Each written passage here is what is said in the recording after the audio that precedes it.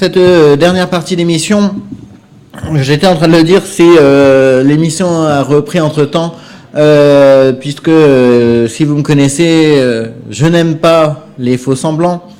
Par conséquent, donc pour parler à Damien, la plupart des invités politiques, je le disais hors antenne, je les vous vois. Les gens qui connaissent mon profil savent que que je faisais partie des jeunes UDI, donc on va pas être faux au point de se vous voyez sur cette dernière partie. Non mais voilà, ça serait complètement ridicule. Les gens qui peuvent éventuellement, mon mur Facebook étant public, ils vont voir des photos où on est Damien et moi côte à côte. Et après, alors donc vous allez bien. Donc Damien, tu as été élu, c'était la semaine dernière samedi à Brétigny, donc président des jeunes UDI. C'était à Janvry pour être précis. Janvry. Chez Christian. Donc voilà, donc la transition a été faite. Donc président des jeunes UDI. Tu as intégré donc les jeunes UDI en septembre dernier. Voilà. Ascension fulgurante. Ascension fulgurante, oui, mais je pense que c'est parce que depuis septembre, on m'a vu à peu près partout dans tous les événements des jeunes UDI, que ce soit pour les cafés-débats qu'on a organisés ou pour les tractations qu'on a pu faire, là où il y a ces fameuses photos. Donc, ascension fulgurante, je ne sais pas si c'est vraiment une ascension, moi je ne le prends pas comme... Qu'est-ce qui donne l'envie alors pour information, hein, les gens aussi qui me suivent savent que actuellement je ne fais plus partie des jeunes UDI, donc qu'est-ce qui donne l'envie de se lancer à la présidence? Il n'y avait pas vraiment d'envie de se lancer à la présidence, c'était juste plus ou Des gens t'auraient poussé?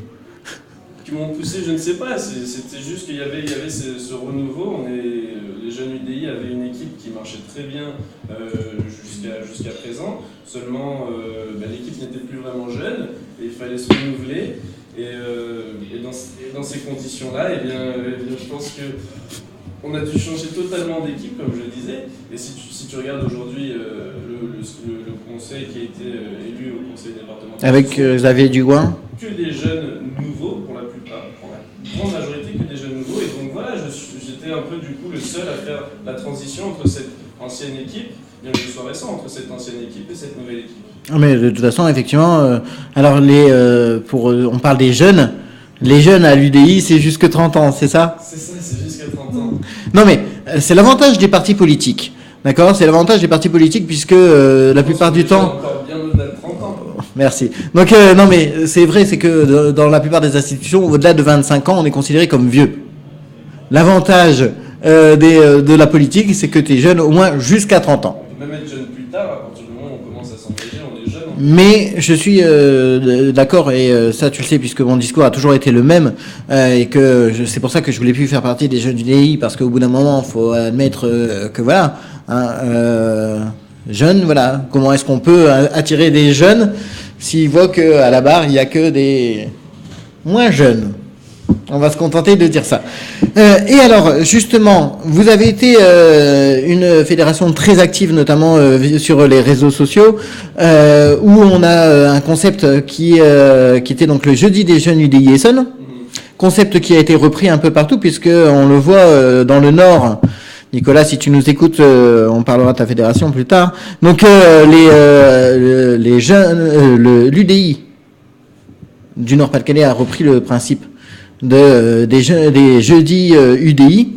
Question, on en est où parce que c'était quelque chose qui était très intéressant, qui fédérait pas mal de monde. Vous avez arrêté ces manifestations au moment où je suis parti, donc pourquoi depuis il n'y en a pas, et est-ce que ça va reprendre surtout?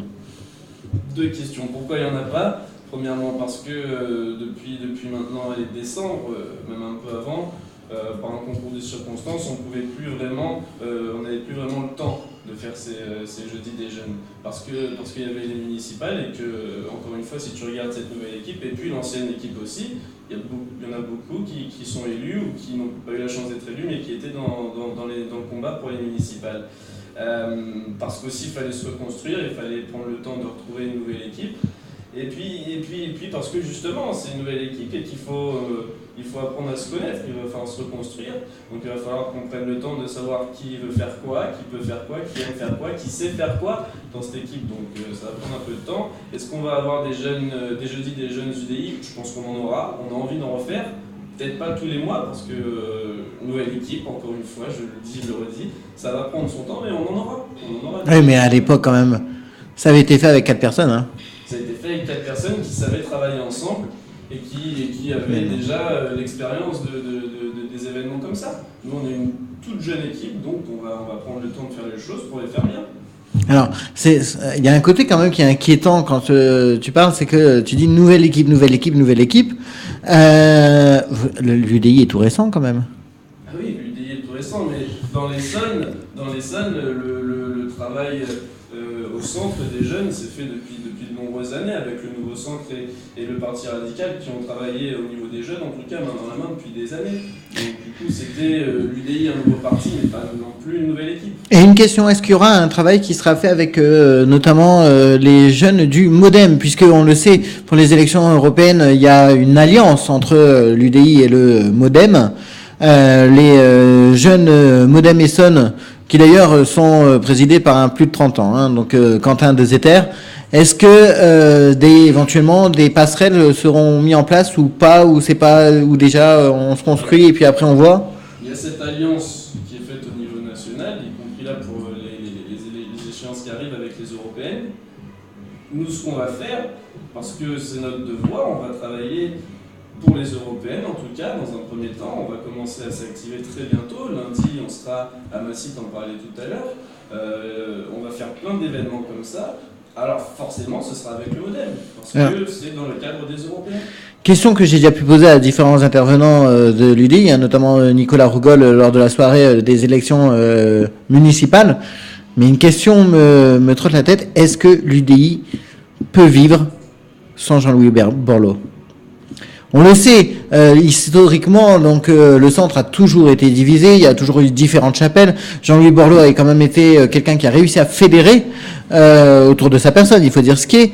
Question maintenant qu'il n'est plus là, est-ce que... Il est toujours là. Politiquement, il s'est retiré, il a présenté encore sa démission hier du poste de député. Est-ce que il n'y a pas un risque d'éclatement à nouveau du centre? Je pense pas, on a aujourd'hui un président par intérim Hugo qui fait très bien le travail, il est très présent dans les médias, il donne des bonnes interviews. Il a hélas pas la carrure de Jean-Louis Borloo. Mais ça, c'est le temps qu'il dira. C'est le temps qu'il dira s'il peut durer. En tout cas, pour l'instant, il est en tant que président par intérim. Il y a des échéances qui sont préparées et prévues pour le renouvellement de cette présidence. Faisons-leur confiance. On a des dirigeants qui, je suis sûr, ne veulent qu'une chose, c'est garder l'UDI en état de marche. Faisons-leur confiance. Dernière question, pourquoi l'UDI? Pourquoi l'UDI? Bah, ça va vite. Quand un jeune comme moi quand je regarde la société, je regarde le monde, on est ouvert sur le monde et donc du coup je suis persuadé que la France, déjà c'est le premier point, la France ne peut pas peser sans l'Europe. La France ne peut pas être forte si l'Europe n'est pas forte et en étant partie prenante de cette forte Europe-là. Eh bien, quand on regarde après l'échiquier politique, il n'y a pas grand choix, c'est vraiment l'UDI qui propose une Europe profondément forte mais qui croit en l'Europe. Et donc, mais du coup, l'UDI, pourquoi l'UDI en plus? Parce que les valeurs, les idées de l'UDI sont les miennes. Je disais européennes, mais aussi humanistes. Et puis cette logique, on l'a vu, le bipartisme, ça marche pas, ça n'a pas terriblement marché avec le PS, ça marche encore moins avec le PS. Et puis, quand on regarde en plus les partis lorsqu'ils sont dans l'opposition, parce que c'est là où on voit si vraiment sont des partis de la République, et bien on voit que l'UDI, c'est le seul parti qui n'est pas dans une logique partisane constante. On est dans l'opposition responsable, et on l'a vu avec le plan Valls en début de semaine, où les députés de l'UDI n'ont pas voulu voter contre parce que ça allait plutôt dans le bon sens, ils se sont abstenus, il y en a même... Voilà, c'est ce que j'allais dire. C'est que, est-ce que c'est une stratégie politique? Puisque si on est pour, pourquoi est-ce qu'on doit s'abstenir? Si on écoute ce que disent nos dirigeants, ils ont raison, le plan va dans le bon sens, mais il faut aller plus loin dans les réformes. Comment est-ce qu'on peut suivre les jeunes UDI Essonne?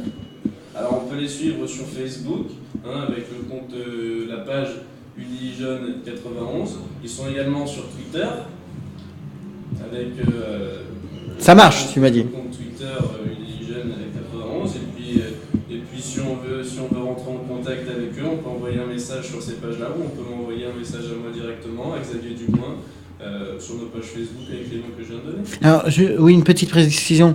C'est quel est le rôle on parle d'une liste présente au conseil donc par Xavier Dumoin et toi. Donc, il y en a un qui prend. Enfin, quel est le rôle de tout à chacun?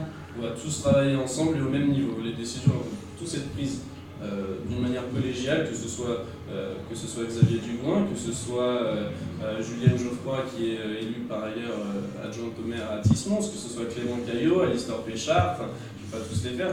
On va tous prendre nos décisions ensemble. Il fallait pour les instances élire un président. Il va falloir pour les instances nommer un délégué départemental. Ça va se faire très bientôt. Ce sera, je l'espère, Xavier Dumoin. Voilà. Mais dans le travail, dans les décisions, on sera tous au même niveau. Ok, merci Damien Queno donc d'avoir participé. Le mot de la fin? Eh bien, merci de m'avoir accueilli. Et puis surtout le 25 mai.